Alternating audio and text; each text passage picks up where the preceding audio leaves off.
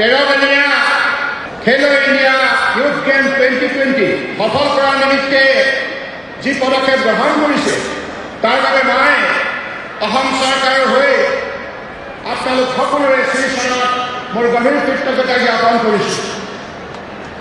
পৰম শ্ৰদ্ধাৰ ৰাইজ, আমি অসমৰ ৰাইজ সৌভাগ্যৱান।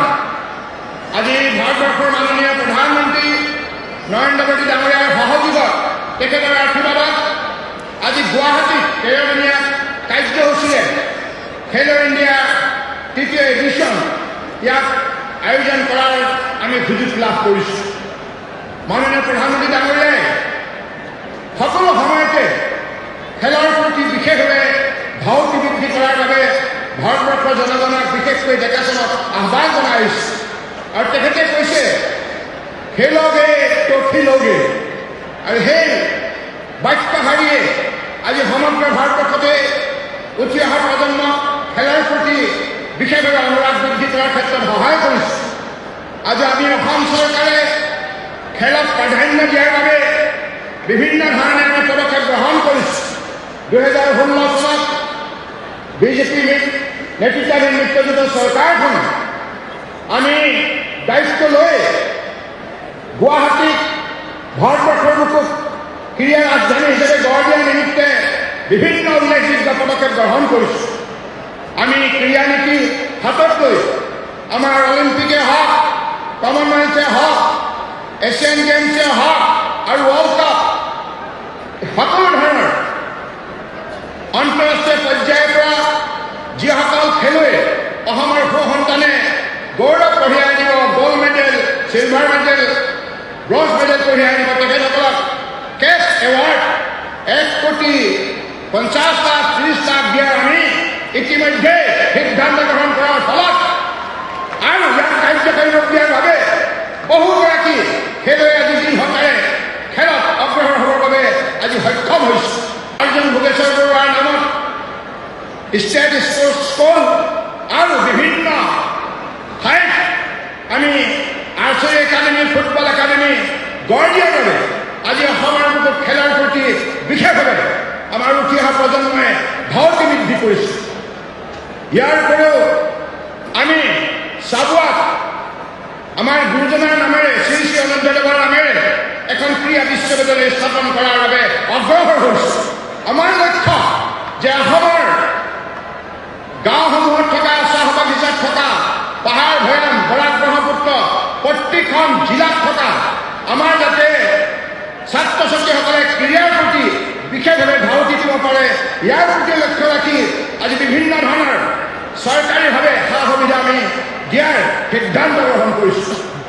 পৰম শ্ৰদ্ধাৰ ক্ৰীড়াপ্ৰেমী ৰাইজ, আপোনালোকে গুৱাহাটীক মহান কৰি তুলিছে। মই অসমৰ ৰাইজৰ ওচৰত বিশেষভাৱে কৃতজ্ঞ এইবাবে যে আপোনালোকে গুৱাহাটীৰ বুকুত যিমান সংখ্যক ৰাষ্ট্ৰীয় আন্তঃৰাষ্ট্ৰীয় পৰ্যায়ৰ খেল আয়োজন কৰা হৈছে, প্ৰতিখন খেল সফল কৰাৰ বাবে আপোনালোকে আন্তৰিকতাৰে সহযোগিতা আগবঢ়াই আহিছে। মই গুৱাহাটীৰ ৰাইজৰ লগতে সমগ্ৰ অসমৰ ৰাইজক ধন্যবাদ জনাইছোঁ আৰু সাংবাদিক বন্ধুসকলকো ধন্যবাদ জনাইছোঁ, কাৰণ আপোনালোকৰ সহযোগিতাৰ অবিহনে এনেধৰণে খেল আয়োজন কৰাটো সম্ভৱ নহয়। ৰাইজৰ সহযোগিতাৰ বাবে আজি চৰকাৰখনে বিভিন্ন আঁচনি সফল ৰূপে ৰূপায়ণ কৰিবৰ বাবে আজি সক্ষম হৈছে। গতিকে মই আজি এই সুভাষখনত ভাৰত চৰকাৰৰ ক্ৰীড়া মন্ত্ৰী হিৰেণ ৰিজিজু ডাঙৰীয়াক ধন্যবাদ জনাইছোঁ। তেখেতে এই খেল আয়োজন কৰাৰ বাবে যিখিনি দৃঢ়তাৰে সহযোগিতা আগবঢ়াইছে তাৰ বাবে অসমৰ জনগণৰ তৰফৰ পৰা মই ধন্যবাদ জনাইছোঁ।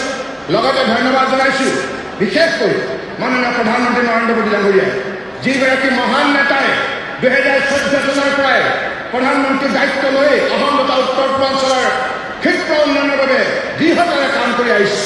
বিভিন্ন উল্লেখযোগ্য পদক্ষেপৰ দ্বাৰা এই অঞ্চল ভাৰতবৰ্ষৰ বুকুত যাতে শক্তিশালী অঞ্চল হিচাপে গঢ় লৈ উঠিব পাৰে, ইয়াৰ বাবে তেখেতে সহযোগিতা আগবঢ়াইছে।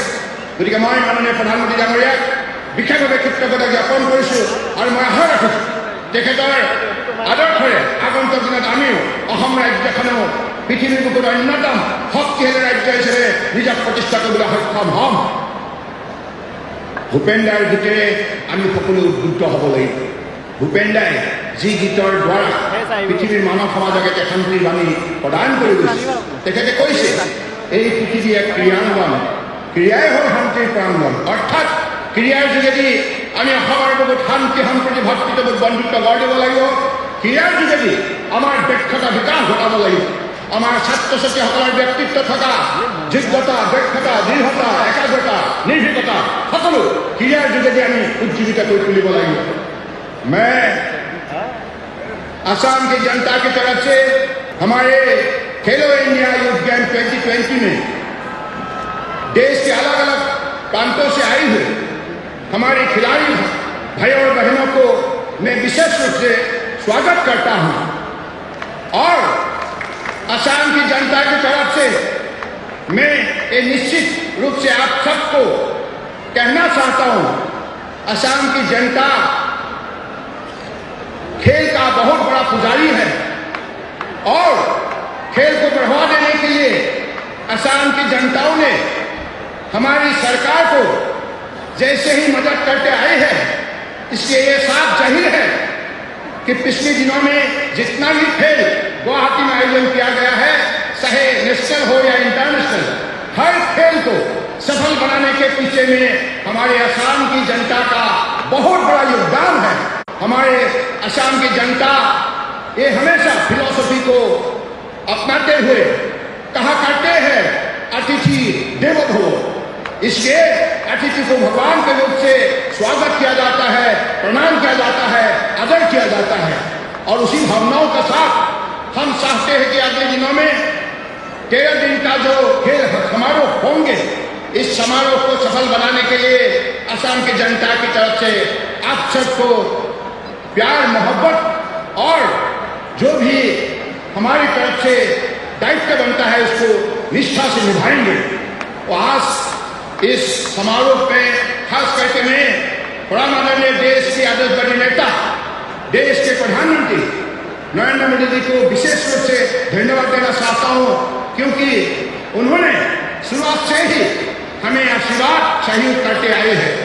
और प्रधानमंत्री नरेंद्र मोदी जी हमेशा यही कहा करते हैं कि खेलोगे तो खिलोगे, यानी कि अपने जीवन को खूबसूरत बनाने के लिए, सफल बनाने के लिए हमें खेल के मैदान पर मेहनत करना ही होगा, पसीना बहाना ही होगा और अपने आप को बढ़िया से खूबसूरत से सजाना होगा, ताकि हम इस समाज में शांति व्यवस्था और सद्भावना हम बरकरार कर पाए, रख पाए और लोगों का दिल में इंसानियत की भावना को हम शक्तिशाली बनाएं।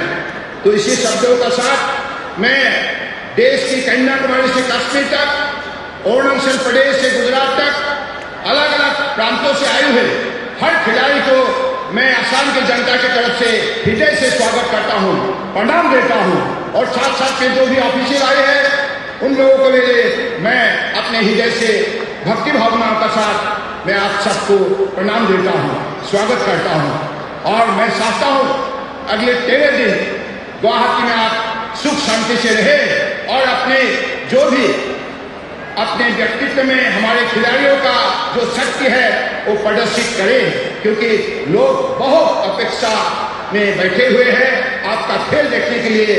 और हर खिलाड़ी अपने शक्ति, अपने जो भी कुशलता वो प्रदर्शन करे। इसी उम्मीद का साथ मैं फिर से हमारे देश के क्रीड़ा मंत्री किरेन रिजिजू को और उनके सारे विभाग के अधिकारी को धन्यवाद देता हूं।